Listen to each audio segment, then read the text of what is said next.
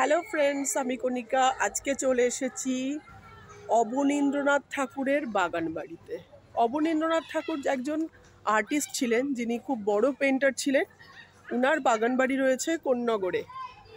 এটা অনেকটা জায়গা দিয়ে এই বাগান বাড়িটা, খুব সুন্দর, খুব ওয়েল ডেকোরেটেড একটা বাগান বাড়ি। তোমাদের হ্যালো ফ্রেন্ডস, দেখো আমি এখন আছি অবনীন্দ্রনাথ ঠাকুরের বাড়ির সামনে। আমি বাড়ির ভিতরে গিয়ে তোমাদের পেন্টিংগুলো দেখাতে চাই যে কত সুন্দর পেন্টিং আছে।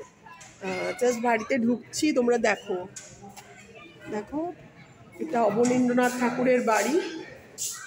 এই যে দেখো এখানে কত সুন্দর সুন্দর পেন্টিং রাখা আছে। দেখো দেখো এই যে পেন্টিং, এই যে দেখতে পাচ্ছ পেন্টিংগুলো। এই যে মাদার টেরেসার পেন্টিং,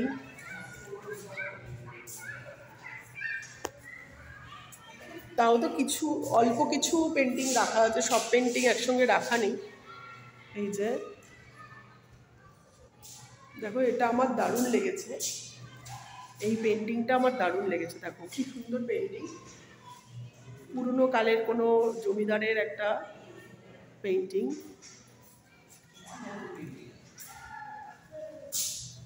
এই যে অবনীন্দ্রনাথ ঠাকুর সংস্কৃতি মঞ্চ, এটা কোন্নগর পৌরসভার আন্ডারে, কোন্নগর পৌরসভাই এর দেখভাল করছে। এই যে খুব সুন্দর পেন্টিংগুলো, অপূর্ব। তাও আরও অনেক পেন্টিং আছে, কিন্তু সব তো রাখা নেই, এখানে অল্প কিছু রাখা আছে। এই যে বেশ খোলামেলা বাড়িটা, বাড়িটা খুবই খোলামেলা। এই যে পুরনো কালের জানলা, এই যে পুরনো কালের জানলা, বেশ দেখতে ভালো লাগে। দেখো এইরকম সুন্দর পেন্টিং রাখা আছে, বেশ খুব ভালো লাগছে এখানে এসে।